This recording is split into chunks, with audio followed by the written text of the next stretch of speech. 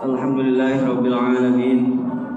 Alhamdulillahilladzi arsala rasulahu bil huda wa dinil haq liyuzhirahu 'ala dini kullihi wa kafa billahi shahida. Asyhadu an la ilaha illallah wahdahu la syarikalah wa asyhadu anna Muhammadan 'abduhu wa rasuluhu alladzi la nabiyya ba'dahu. Faqala Allah Ta'ala fil Qur'anil Karim, a'udzu billahi minasy syaithanir rajim. Bismillahirrahmanirrahim. Ya ayyuhalladzina amanu taqullaha haqqa tuqatih wa la tamutunna illa wa antum muslimun. Ya ayyuhalladzina amanu taqullaha wa qulu qawlan sadida yuslih lakum a'malakum wa yaghfir lakum dhunubakum. Wa may yuti'illaha wa rasulahu faqad faza fawzan 'aziman. Shadaqallahul 'azim wa shadaqa rasulul karim wa nahnu minasyahidin wa syakirin. Alhamdulillahirabbil alamin. Puji dan syukur senantiasa kita haturkan kepada Allah Subhanahu wa taala. Shalawat dan salam semoga terus tercurah limpah kepada uswah hasanah habibana wa nabiyana Muhammad sallallahu alaihi wasallam. Hadirin sidang Jumat rahimakumullah, tak henti-henti petugas khatib senantiasa mengingatkan akan wasiat takwa khusus kepada diri khatib, juga umumnya bagi jamaah rahimakumullah, bahwa tidak ada pilihan yang terbaik dalam hidup ini kecuali kita menjalankan perintah Allah. Karena Allah yang menciptakan langit, bumi, termasuk manusia. Berarti Allah Maha tahu apa yang baik bagi manusia.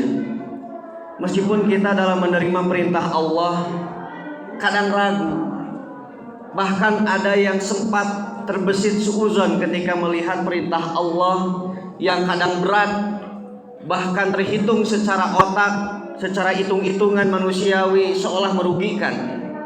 Tapi disinilah wilayah iman, keyakinan yang menjadi cahaya. Harus yakin-yakinnya bahwa apa yang Allah perintahkan ini pasti baik.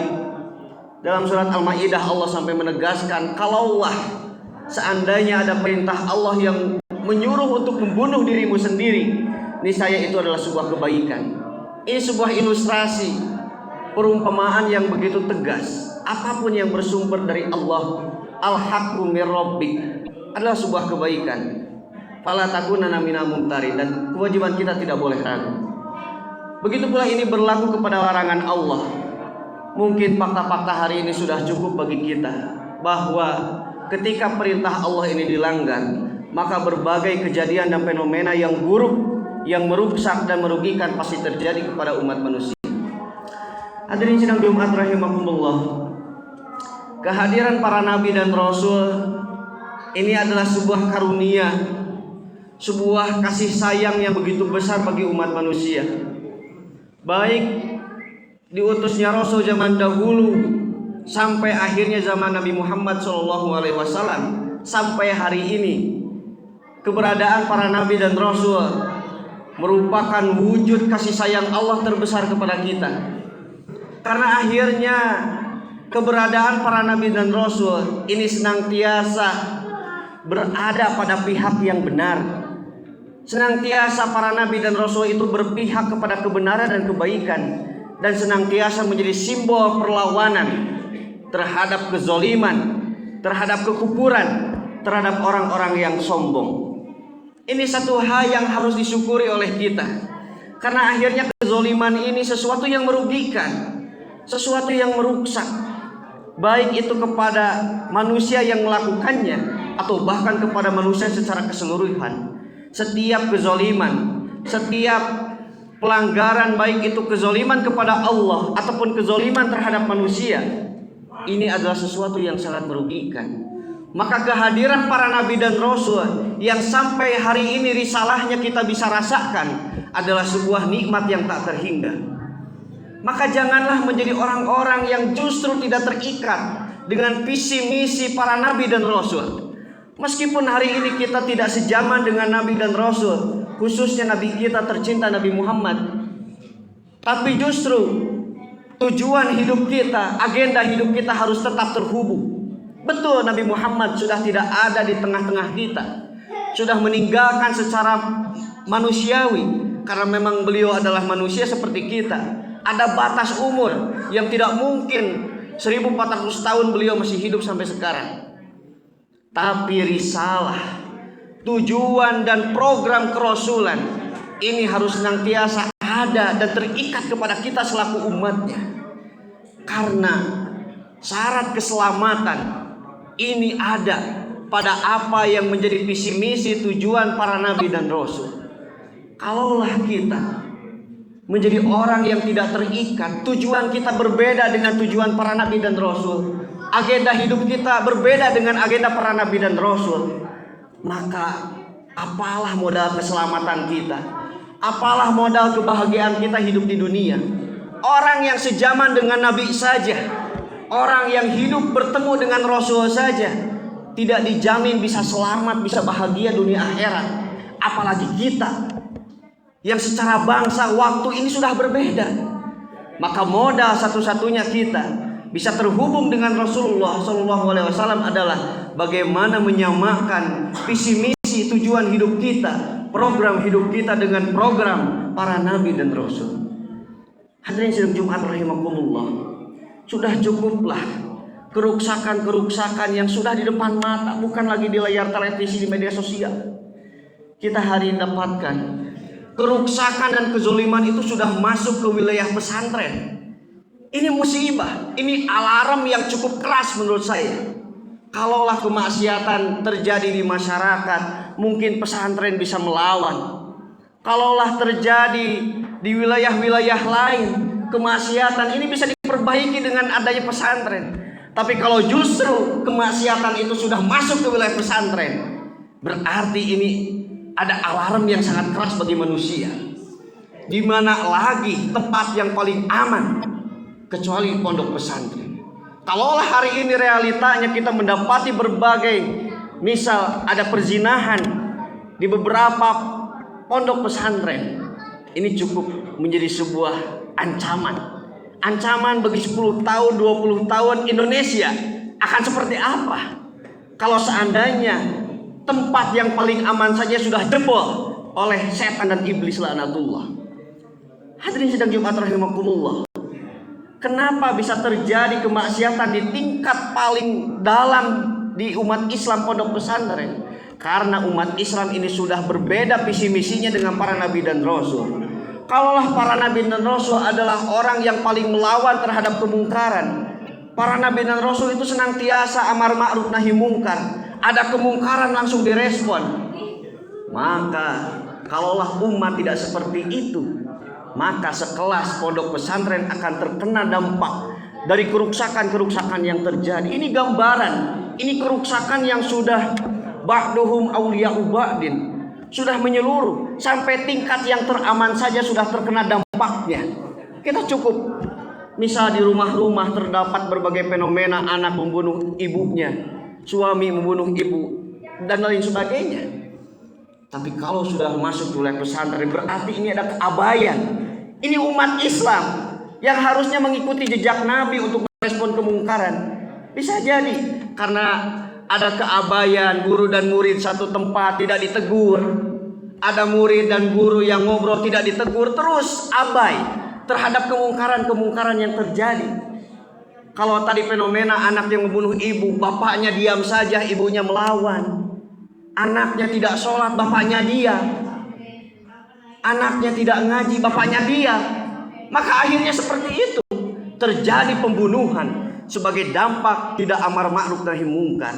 Padahal para nabi dan rasul adalah orang-orang yang melawan kemungkaran. Man ra'a minkum munkaran falyughayyir biyadihi, falyughayyir bilisanihi, falyughayyir biqalbihi. Direspon. Ada kemungkaran jangan diam, ada kemungkaran jangan tutup mata, nasihati, berikan pengingatan. Innama dzikra tanfa'ul mu'minin. Karena pengingatan terhadap orang, ya karena bisa jadi orang tadi sekelas guru pesantren ada yang sampai berzina karena awalnya mungkin kekhilafan, ngobrol dengan murid di satu tempat tanpa ada yang menegur. sehingga akhirnya terdampak kepada kezaliman yang amat besar. Summa na'udzubillah min dzalik. Hadirin sidang Jumat rahimakumullah. Maka siapa lagi yang bisa melanjutkan perjuangan para nabi rasul kecuali kita umat Islam? Tidak mungkin sama umat Kristen, tidak mungkin sama umat yang lain. Rasulullah SAW bersabda, al ulama warasatul anbiya, bahwa justru visi misi program kenabian ini akan dilanjutkan bukan oleh nabi yang baru, karena cukup ditutup oleh Nabi Muhammad, tapi akan dilanjutkan oleh orang-orang yang berilmu, oleh para ulama.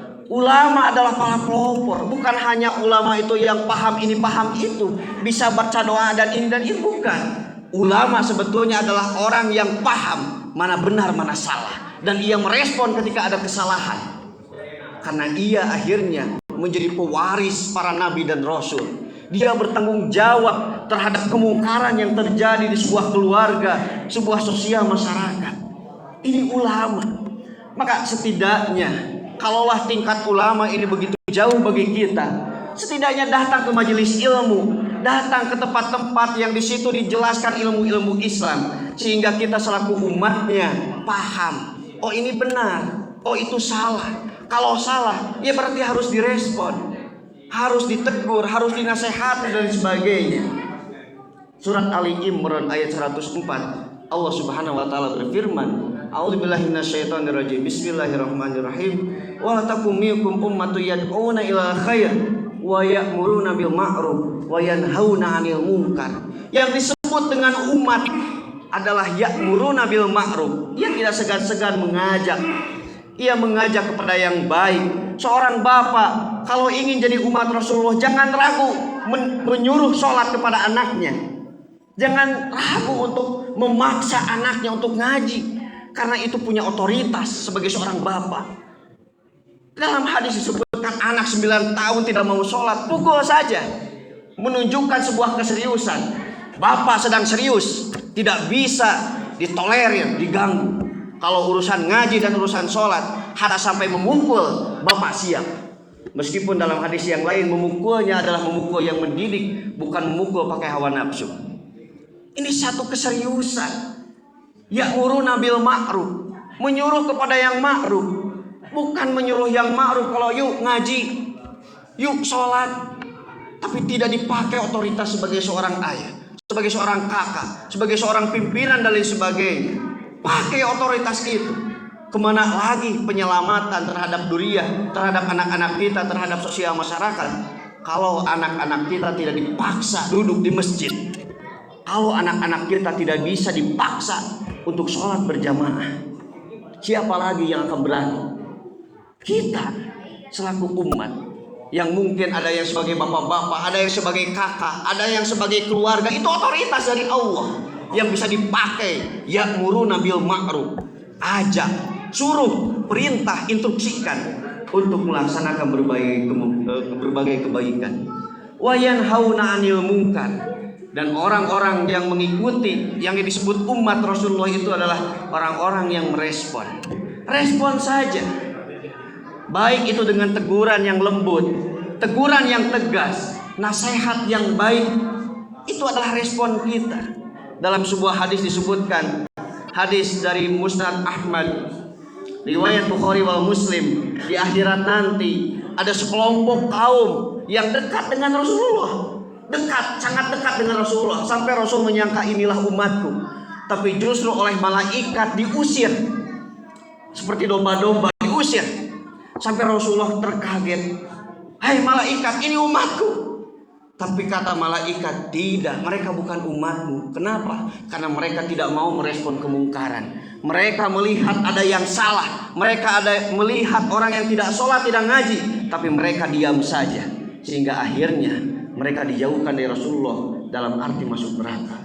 Na'udzubillah summa na'udzubillah min dzalik. Hadirin sidang Jumat rahimakumullah.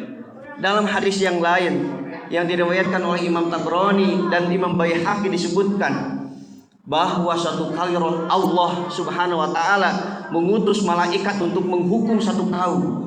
Allah berfirman, "Hai malaikat, azab satu kaum tersebut." maka malaikat turun dari langit untuk mengazab, menghukum satu kaum tersebut.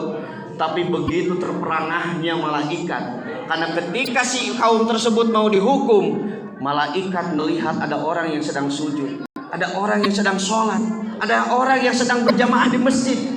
Malaikat kemudian balik lagi kepada Allah, ya Allah, kenapa engkau hukum kaum tersebut?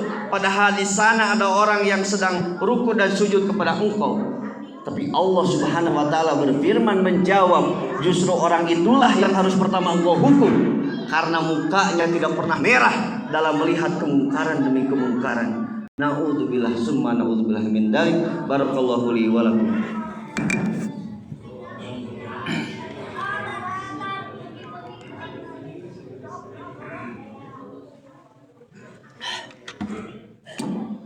Alhamdulillah wa syukurillah wa ala alihi wa sahbihi wa mawala. Asyhadu an la ilaha illallah wahdahu la syarikalah wa asyhadu anna Muhammadan abduhu wa rasuluh alladzi la nabiyya ba'dah. Wa qala Allah ta'ala fil Qur'anil Karim, a'udzu billahi minasyaitonir rajim. Bismillahirrahmanirrahim. Wattaqu fitnatan la tusibanna alladzina zalamu minkum khassah. Ala yahullahu a'lam bil murad wallahu a'lam bisawab. Hadirin sidang Jumat rahimakumullah. Dalam surat 12 ayat 111 Allah Subhanahu wa ta'ala berfirman bahwa ada senantiasa kaum yang menolak, yang mengingkari para nabi dan rasul. Senantiasa ada kelompok yang akan mengabaikan visi misi program kerasulan. Tapi justru kata Allah, firman Allah Subhanahu wa ta'ala menegaskan bahwa itu justru tanda pertolongan Allah akan datang. Ketika orang sudah tidak mau diajak, sudah tidak mau bertanggung jawab terhadap visi misi kerasulan, tidak merespon apakah ia mau ataupun tidak, sudah abai, maka disitulah justru Allah akan memberikan pertolongannya kepada orang-orang yang konsisten dan komitmen, kepada orang-orang yang istiqomah. Maka di sini kita lihat orang-orang yang justru semakin sombong ketika melihat berbagai keruksakan dan kezaliman, maka itu menjadi ciri pula akan datangnya pertolongan Allah. Kita bisa lihat Nabi Musa alaihissalam ini ditolong ketika Fir'aun muncak-muncaknya kesombongan. Raja Namrus yang menjadi musuh Nabi Ibrahim alaihissalam ini dipukul mundur, dimatikan oleh Allah dalam keadaan kesombongan yang muncak-muncaknya, sehingga Allah mengutus seekor nyamuk untuk membunuh Raja Namrus. Begitu pula para orang-orang zalim sebelum manusia hari ini, Abu Jahal, Abu Lahab, Romawi dan Persia yang menjadi adidaya musuh Rasulullah SAW, mereka dihancurkan oleh Allah ketika mereka puncak-puncaknya kesombongan. Mereka bangga dengan kezalimannya, mereka bangga dengan dosanya kepada Allah, mereka menantang Allah, tapi kemudian selalu berakhir dengan kematian, selalu berakhir dengan sebuah hukuman yang begitu berat dan besar dari Allah Subhanahu wa ta'ala. Maka mudah-mudahan Allah Subhanahu wa ta'ala memberikan perlindungan kepada kita, kepada keluarga kita, anak-anak kita dan masyarakat kita dari kezaliman dan kemungkaran. Amin ya Allah ya rabbal alamin. Allahumma ighfir lil mu'minina wal mu'minat wal muslimina wal muslimat al ahya'u minhum wal amwat bi rahmatika ya arhamar rahimin. Rabbana innana sami'na munadiyan yunadi lil iman an aminu bi rabbikum fa amanna.